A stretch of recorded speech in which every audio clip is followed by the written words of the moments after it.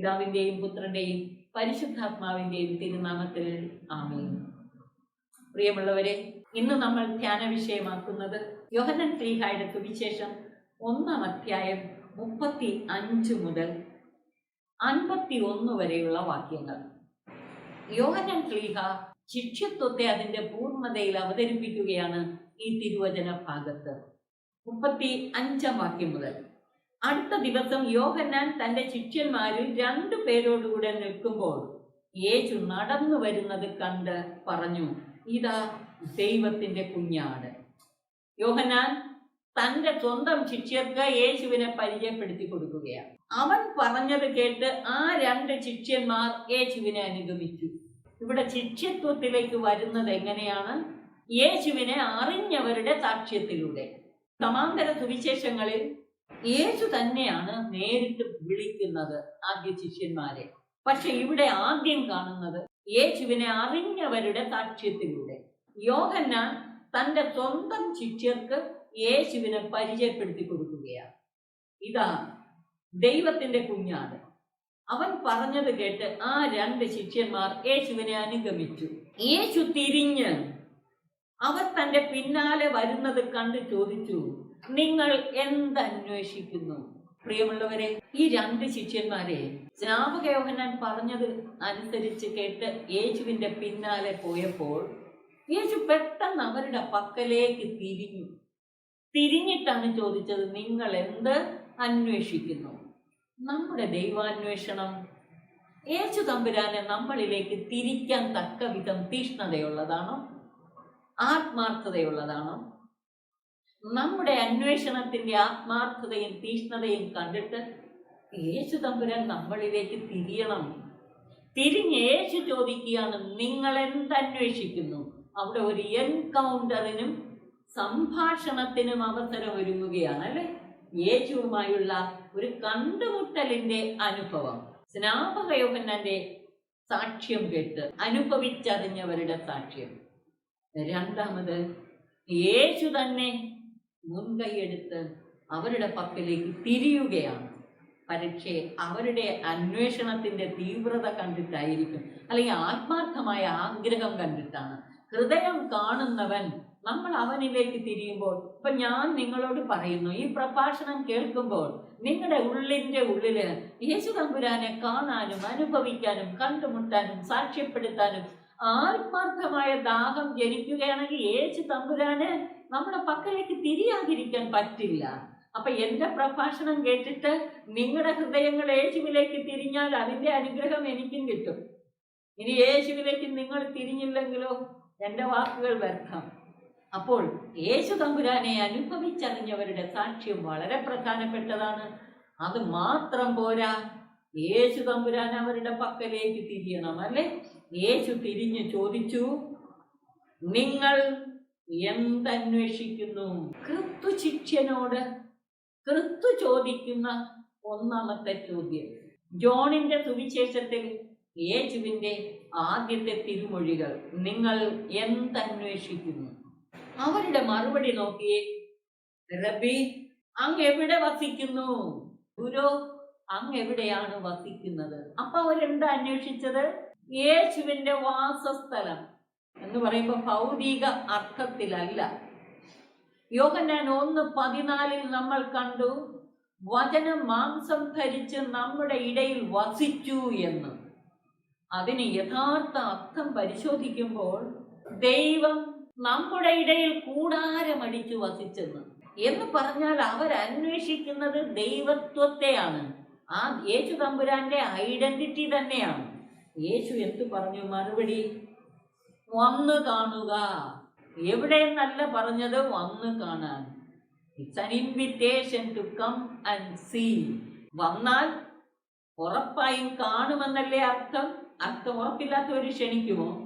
ജോണിന്റെ സുവിശേഷത്തിൽ ഈ challenging invitation to come and see, ജോണിന്റെ ലോകത്തിലേക്ക് ധ്യാനപൂർവം പ്രവേശിച്ച് നമ്മളും കണ്ട. ഇപ്പോൾ ഞാൻ നിങ്ങളെ വെല്ലുവിളിക്കുകയാണ്, യു കം ആൻഡ് സീ. നിങ്ങൾ ഞാൻ ഈ പറയുന്ന വഴിയെ ജോണിന്റെ സുവിശേഷത്തിൽ പ്രവേശിച്ചാൽ ദൈവത്വത്തിന്റെ ആഴങ്ങൾ ദർശിക്കാം. ദൈവത്തെ ആഴമായി അടുത്തറിയാം, ആവോളം രുചിച്ചറിയാം, അവനോട് ഒത്തുവസിക്കാം, ആ ആത്മനിർവൃതി അനുഭവിക്കാം. ഇതിലേക്കാണ് യേശു ക്ഷണിക്കുന്നത്. അപ്പോൾ യേശുവുമായ ഒരു കണ്ടുമുട്ടലിന് എപ്പോഴും അവസരമൊരുങ്ങണം. അവിടത്തെ കാണാൻ അറിയാനുള്ള ദാഹം, അവിടത്തോട് കൂടെ വസിക്കാനുള്ള ദാഹം. അങ്ങ് എവിടെ വസിക്കുന്നു? ദൈവം മനുഷ്യരുടെ ഇടയിൽ കൂടാരമടിച്ചു വസിച്ചു. അതാണ് യേശു.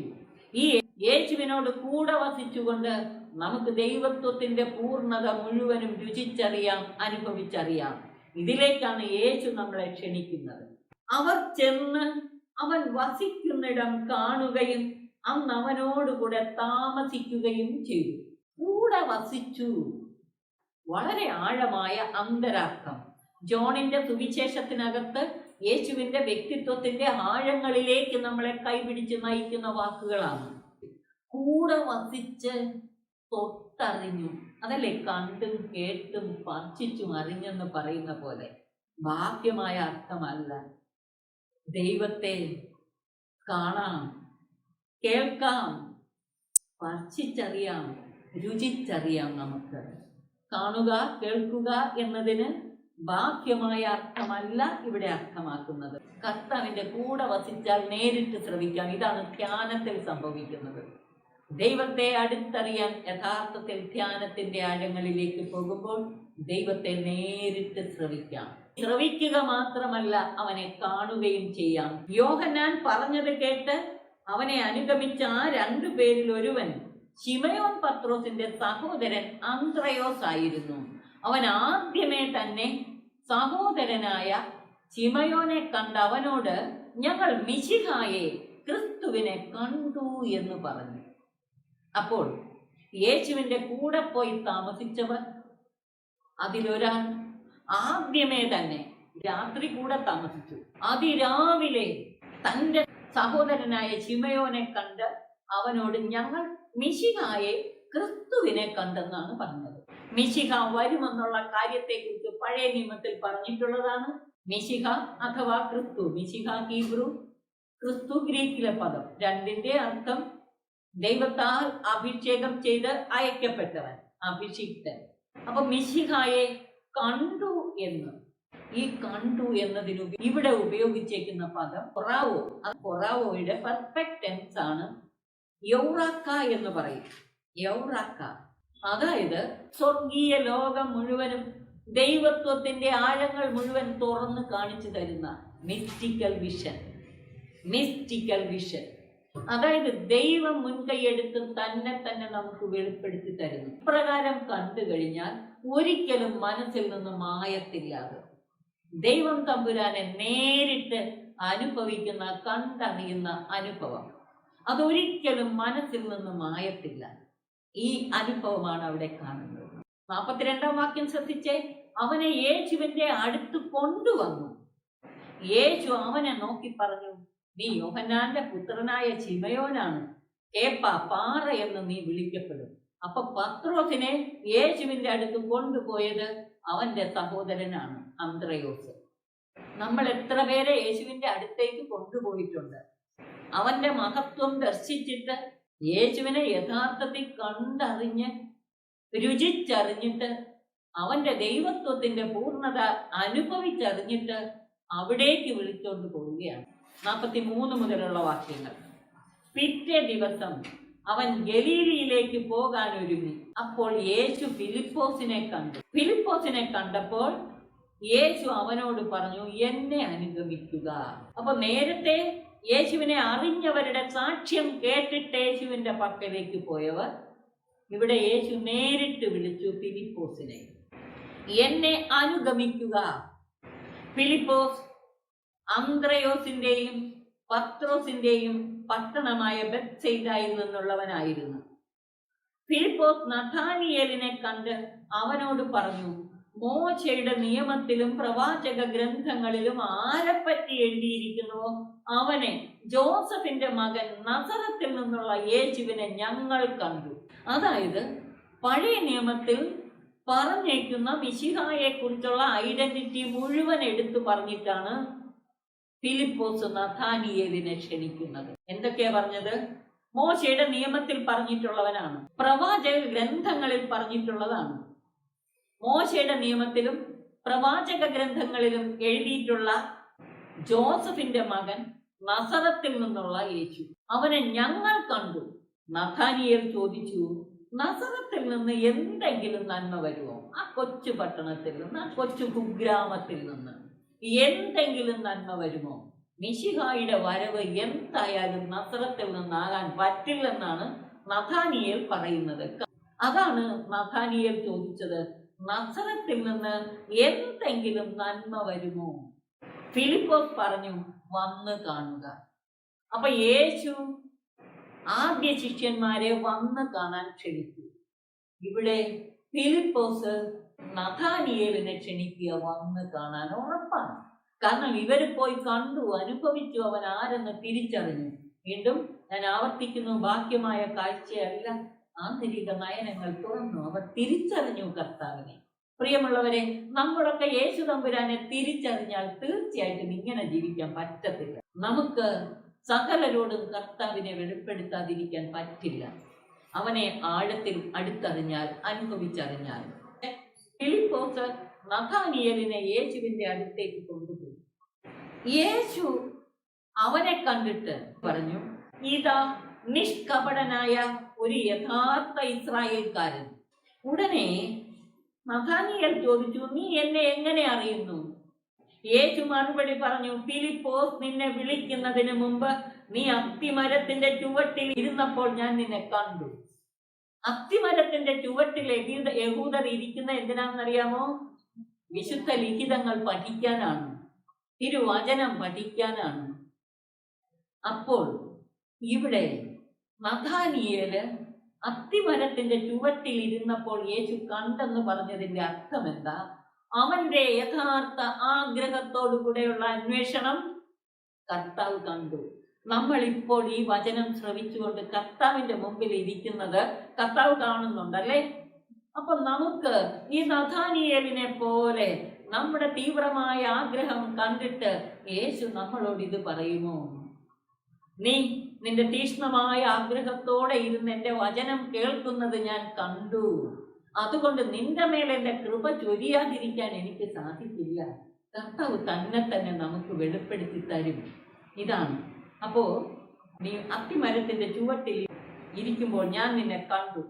നഥാനിയേൽ പറഞ്ഞു, റബി, അങ്ങ് ദൈവപുത്രനാണ്, ഇസ്രായേലിന്റെ രാജാവാണ്. അതെങ്ങനെ തിരിച്ചറിഞ്ഞു നഥാനിയേൽ? ഒന്ന് ചെന്നതേ ഉള്ളൂ, കർത്താവിന്റെ സംഭാഷണം കേട്ടതേ ഉള്ളൂ.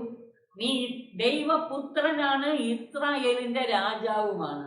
രണ്ട് ക്രിസ്റ്റോളജിക്കൽ ടൈറ്റിൽസ് ഒരുമിച്ച് ചേർത്തുകൊണ്ടാണ് വിശ്വാസം ഏറ്റുപറയുന്നത് നഥാനിയേൽ. എങ്ങനെ നഥാനിയേൽ അറിഞ്ഞു ഇത്?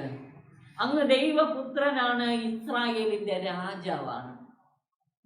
മറ്റു സുവിശേഷങ്ങളിലൊക്കെ യേശു ദൈവപുത്രനാണെന്ന് ഏറ്റു പറയുന്നത് കുരിശിൽ മരിക്കുന്നതിന് തൊട്ട് മുമ്പ് അവിടെയൊക്കെയാണ്. പിന്നെ അല്ലാതെ സാത്താനേ പറഞ്ഞിട്ടുള്ളൂ, അല്ലേ? അത്യുന്നതനായ ദൈവത്തിന്റെ പുത്രനാണെന്ന് പിശാചി വിളിച്ചു പറഞ്ഞിട്ടുണ്ട്. സുവിശേഷങ്ങളുടെ അവസാനം എത്താറാകുമ്പോഴാണ് യേശു ദൈവപുത്രനാണെന്ന് പൂർണ്ണമായി മറ്റുള്ളവരെ ഏറ്റു പറയുന്നത്. ഇവിടെ നോക്കിയേ, സുവിശേഷത്തിന്റെ ആരംഭത്തിൽ തന്നെ യേശു ദൈവപുത്രനാണെന്ന് ഏറ്റു പറയുകയാണ്. അത് വെറും ദൈവപുത്രൻ മാത്രമല്ല, നീ ഇസ്രായേലിന്റെ രാജാവായി വരാനിരിക്കുന്ന മിശിഹായാണ് എന്നേറ്റു പറയും. എന്റെ ചോദ്യം, ഇതെങ്ങനെ സാധിച്ചു ഈ നഥാനിയേലിന് പറയാൻ? അപ്പോൾ നഥാനിയേൽ നസറത്തിൽ നിന്ന് എന്തെങ്കിലും നന്മ വരുമോ എന്ന് ചോദിച്ചെങ്കിൽ തന്നെയും വിശുദ്ധ ലിഖിതങ്ങളിൽ മറഞ്ഞിരിക്കുന്ന യേശുവിനെ അഥവാ മിശിഹായെ വാഗ്ദാനം ചെയ്തിരുന്ന, പഴയ നിയമത്തിൽ പറഞ്ഞിരിക്കുന്ന മിശിഹായെ അറിയാൻ അവൻ ആത്മാർത്ഥതയോടെ തേടി. അതുകൊണ്ടാണ് അവന്റെ ദാഹം കണ്ട് കർത്താവ് വെളിപ്പെടുത്തി കൊടുത്തത്. പത്രോസ്, നീ ജീവനുള്ള ദൈവത്തിന്റെ പുത്രനായ ക്രിസ്തുവാണെന്ന് അത് കുറെ വർഷം കൂടെ നടന്നതിന് ശേഷമാണ് പറഞ്ഞത്, അല്ലേ? 3 വർഷത്തോളം. അവസാനമാ യേശു ജെറുസലേമിനോട് അടുക്കുന്നതിന് മുമ്പാണ് പത്രോസ് വിളിച്ചു പറഞ്ഞത്. അപ്പൊ അത്രയും നാൾ കൂടെ നടന്നിട്ട് ഈ നഥാനിയേലോ കൂടെ നടന്നില്ല. ആദ്യം വന്ന് കണ്ടതേ ഉള്ളൂ. അപ്പോഴേ വിളിച്ചു പറയാണ്, നീ ദൈവപുത്രനാണ്, ഇസ്രായേലിന്റെ രാജാവാണ്. യേശു പറഞ്ഞു, അത്തിമരത്തിന്റെ ചുവട്ടിൽ നിന്നെ കണ്ടു എന്ന് ഞാൻ പറഞ്ഞതുകൊണ്ട് നീ എന്നിൽ വിശ്വസിക്കുന്നു അല്ലേ? എന്നാൽ ഇതിനേക്കാൾ വലിയ കാര്യങ്ങൾ നീ കാണും. ഇപ്പോൾ നിനക്ക് ദൈവം കാണിച്ചു തന്ന ഞാൻ ദൈവപുത്രനാണ്, ഇസ്രായേലിന്റെ രാജാവാണെന്ന് നീ പറഞ്ഞത്, ഇതിനേക്കാൾ വലിയ കാര്യങ്ങൾ നീ കാണും എന്ന് വ്യക്തമായി യേശു എടുത്തു പറയുകയാണ്. അതായത് യോഹന്നാൻ ശ്ലീഹായുടെ സുവിശേഷം 1-ാം അധ്യായം അവസാനിക്കുന്നത് യേശുവിന്റെ മഹത്വത്തെ കുറിച്ചുള്ള വ്യക്തമായി എടുത്തു കാട്ടിക്കൊണ്ട് സ്വർഗം തുറക്കപ്പെടുന്നതും ദൈവദൂതന്മാർ കയറിപ്പോകുന്നതും മനുഷ്യപുത്രന്റെ മേൽ ഇറങ്ങി വരുന്നതും നിങ്ങൾ കാണും. ദൈവപുത്രന്റെ മഹത്വം നിങ്ങൾ ദർശിക്കുമെന്ന് യോഹന്നാൻ ശ്ലീഹായുടെ സുവിശേഷം 1-ാം അധ്യായത്തിന്റെ അവസാന ഭാഗം. ഇവിടെ ഞാൻ നിർത്തുകയാണ് ഈ പ്രഭാഷണം. അടുത്ത പ്രഭാഷണത്തിൽ നമുക്ക് 2-ാം അധ്യായത്തിലേക്ക് പ്രവേശിക്കാം. ഈ 1-ാം അധ്യായത്തിലെ 5 പ്രഭാഷണങ്ങളാണ് നിങ്ങൾ കേട്ടത്. ഈ 5 പ്രഭാഷണങ്ങളിലും പറഞ്ഞ പ്രധാന കാര്യങ്ങൾ ഹൃദയത്തിൽ സംഗ്രഹിച്ച് ധ്യാനിച്ചുകൊണ്ട് യഥാർത്ഥ ക്രിസ്തു ബോധത്തിലേക്ക് വളരാൻ നമുക്ക് പരിശ്രമിക്കാം. ക്രിസ്തു ആരാണെന്ന് തിരിച്ചറിയാൻ തക്ക വിധം ക്രിസ്തു ബോധത്തിലേക്ക് വരാൻ, ആന്തരിക നയനങ്ങൾ തുറക്കപ്പെടാൻ, യേശു അനുഭവത്തിൽ ആഴപ്പെടാൻ നമുക്ക് പരിശ്രമിക്കാം. മാത്രമല്ല, ഈ യേശുവിനെ ലോകത്തിന് കാണിച്ചു കൊടുക്കാനും യേശുവിലേക്ക് അനേകരെ ആകർഷിച്ചടുപ്പിക്കാനും നമുക്ക് പരിശ്രമിക്കാം. യേശുവിനെ ലോകത്തോട് പ്രഘോഷിച്ചാൽ മാത്രം പോരാ, അനേകരെ യേശുവിലേക്ക് കൊണ്ടുവരാനും നമ്മുടെ ജീവിതം ഹേതുവായി തീരണം. അതിനായി ദൈവം തമ്പുരാൻ നമ്മെ സഹായിച്ച് അനുഗ്രഹിക്കട്ടെ. ആത്മാർത്ഥമായി ആഗ്രഹിച്ചുകൊണ്ട് ഈ പ്രധാനപ്പെട്ട ചിന്തകൾ ഹൃദയത്തിൽ സംഗ്രഹിച്ച് ധ്യാനിക്കാം. പിതാവിനും പുത്രനും പരിശുദ്ധാത്മാവിനും സ്തുതി, ആദിമുതൽ എന്നേക്കും ആമേൻ.